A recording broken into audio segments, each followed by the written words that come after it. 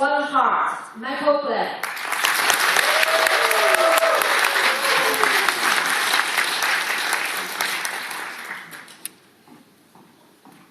Can anyone tell me what you call someone who can speak 2 languages?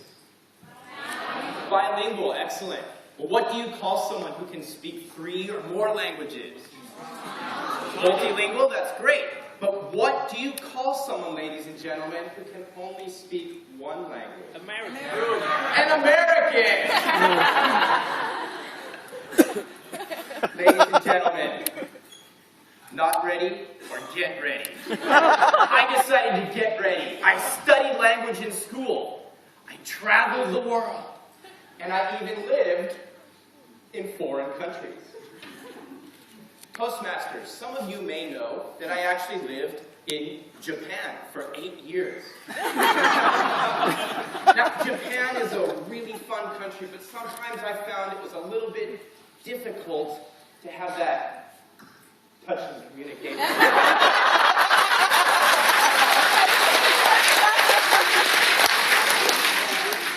With the Japanese. I remember one time I took a trip with a spicy Japanese food. And we went to Mount Fuji. And as we arrived at the hotel, the Japanese man behind the front desk said, "Please go upstairs. Door is unlocked. Thank you very much." Okay, but I wanted to have a beer first. It's not always a bad thing. So I told the lady, "Hey, you go upstairs first, wait for me." So while I was having my beer, drinking more, I had a problem with time control.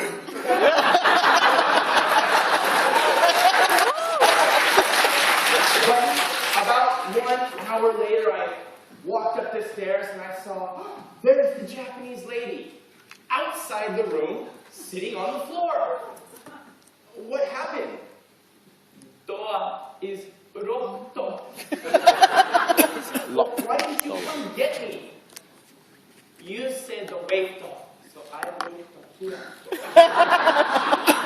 Okay, but what happened with the door? Push door, no open. Right, and then you tried to pull it, right? In Japan, push door, no good. So being a foreigner, I walked up and I tried to open the door by pulling, and it opened. And I remember thinking at that time, wow, the Japanese are so amazingly stupid. I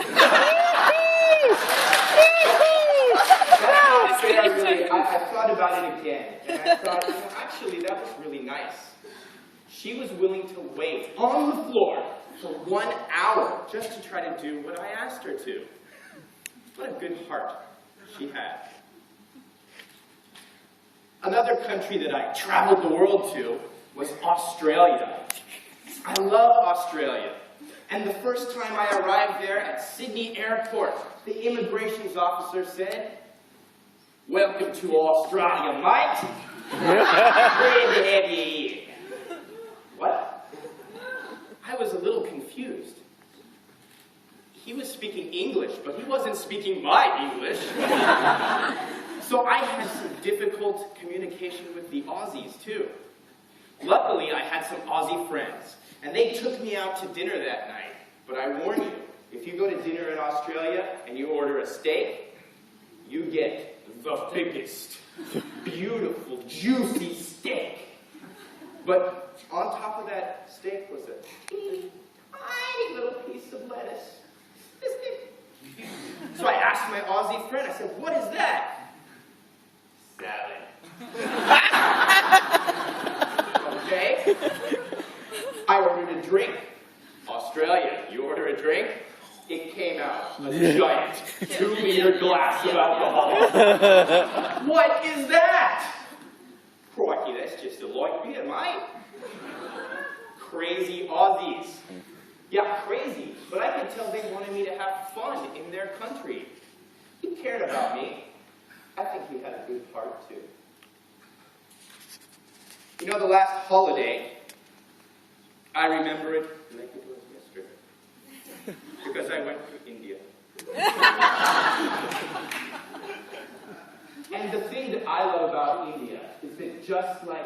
Nanjing.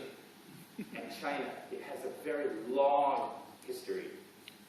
In fact, the hotel that I stayed in New Delhi, the very first night was over 300 years old. And I remember as I was going to go to sleep that night, I laid down in my bed, just imagining all that history.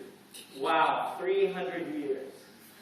I wonder in 300 years in this hotel, how many people have died?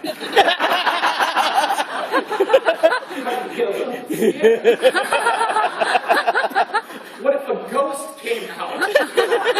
But then I thought, it would be an Indian ghost. So it might say, "Boo, hello there, I'm scaring you." I asked you because how can you be afraid of this amazing Indian accent? But the other thing I love about India is the food. Indian food tastes so wonderful. I have a friend there named Tarun, and I said, "Tarun, take me to a good place." And he said, "Don't worry, Michael. I will take you to the best Indian restaurant with the best Indian curry."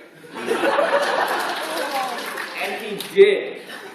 The food there was so delicious, I couldn't stand it.